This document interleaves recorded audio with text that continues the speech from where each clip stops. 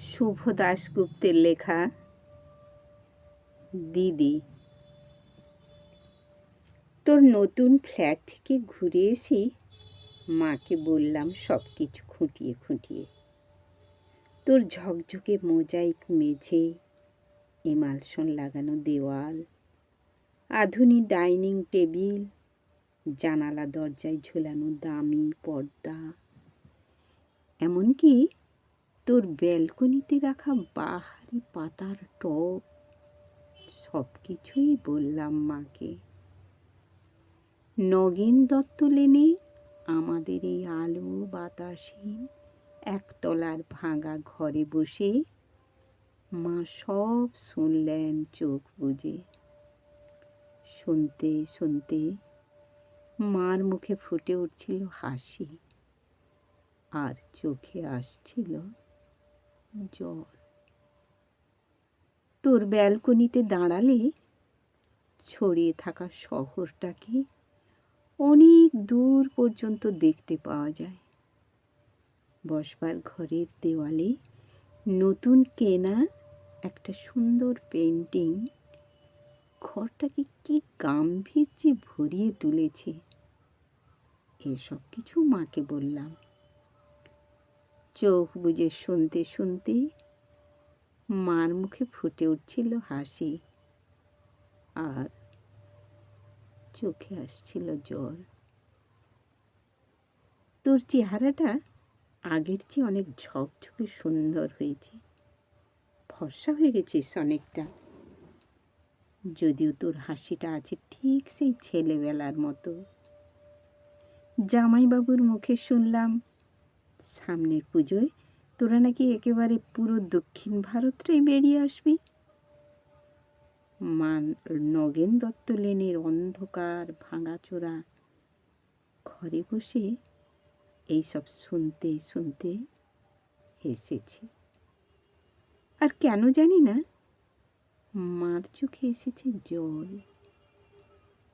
সব কিছুই বলেছি দিদি, শুধু তোর ডাইনিং স্পেসে রাখা দুধ সাদা রঙের ওই ফ্রিজটার কথা মাকে বলিনি।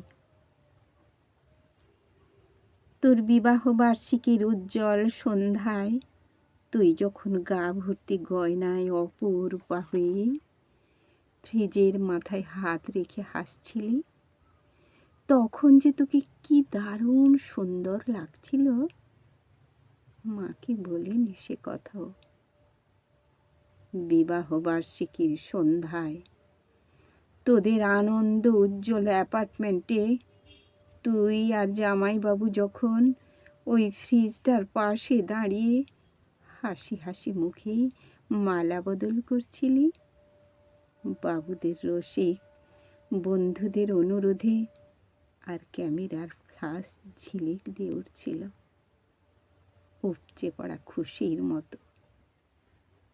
তখন, ঠিক তখনই দিদি আমার চোখের সামনে স্পষ্ট হয়ে উঠছিল হাসপাতালের করিডোরে বাবার ভেঙে পড়া মুখ।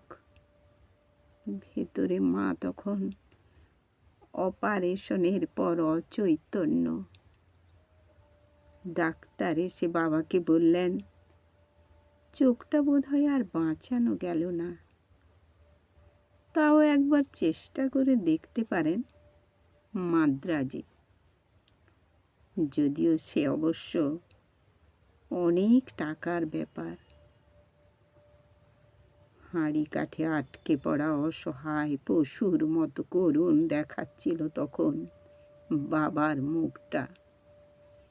সিঁড়ি দিয়ে নেমে আসতে আসতে বাবা আমার কাঁধে হাত রেখে বলছিলেন, কমলাকে সারা জীবন শুধু দুঃখ কষ্টই দিলাম, সুখ দিতে পারলাম না।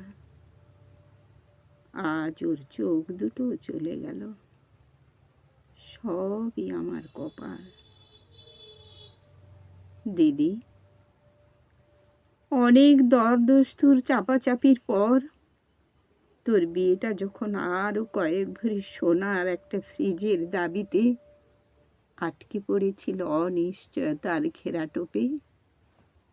বাবা তখন কাউকে না জানিয়ে চড়া সুদে ধার করেছিলেন অনেক টাকা। সামান্য মাইনের প্রাইভেট কোম্পানির চাকরি করা বাবা বেঁচে থাকতে থাকতে অন্তত একটা মেয়েকে পার করার দুরন্ত আশায় ঝুঁকি নিয়ে ফেলেছিলেন অনেকটা।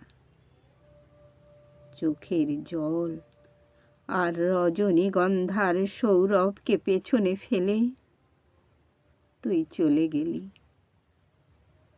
পড়ে রইলাম আমরা, মা, আমি, আর পড়ে রইল নগেন দত্ত লেনের অন্ধকার ঘরে বাড়তে থাকা সুদের বোঝার চাপে তলিয়ে যাওয়া একটা সৎ মানুষ। তোর বাবা, আমার বাবা।